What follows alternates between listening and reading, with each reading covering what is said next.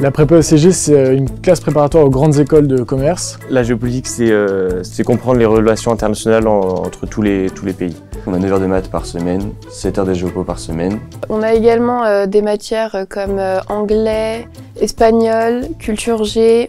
Pour les personnes qui ont envie de faire du commerce entre guillemets plus tard et qui ont peut-être pas forcément vraiment choisi ce qu'ils veulent faire directement, et c'est comme une opportunité pour pouvoir présenter des concours après et présenter les écoles qui nous correspondront le plus par la suite. Je dirais que c'est une formation très intéressante, approfondie et qui nous permet de comprendre le monde dans lequel on vit.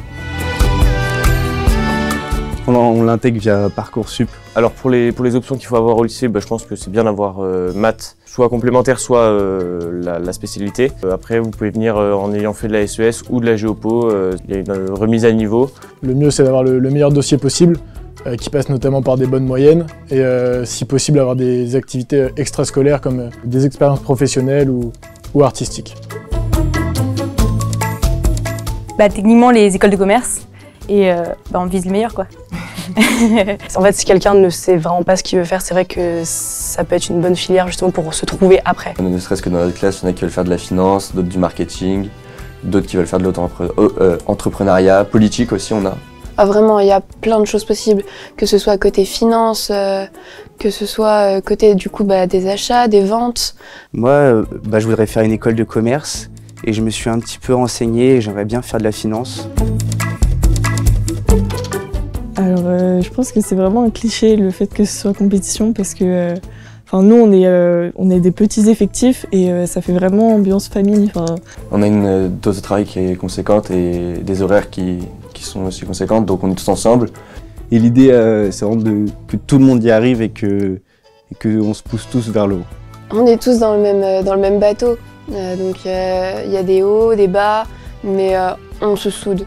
C'est cool pour avancer parce qu'on vit tous ensemble quand même à la prépa, à peu près 8 heures par jour la plupart du temps. Et donc ça permet d'avoir une cohésion et d'essayer de se pousser vers le haut. Puis les profs sont toujours là, donc c'est hyper sympa de discuter avec eux. Donc c'est bien, on se pousse toujours vers le haut.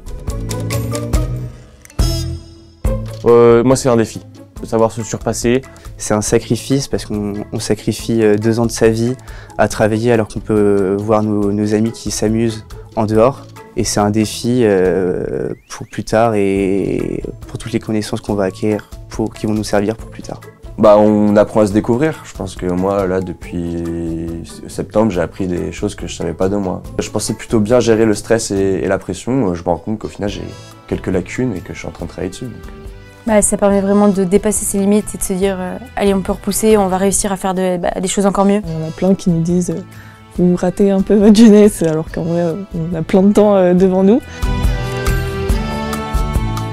C'est organisation, travail quotidien, efficacité, sommeil, rigueur, travail. Discipline, parce qu'il faut aussi être honnête, il y a des fois on n'a pas envie de travailler mais on n'a pas le choix. Il faut pas lâcher prise quand on voit que les notes baissent. Il faut continuer, il faut pas s'arrêter, s'acharner, ça c'est le bon mot.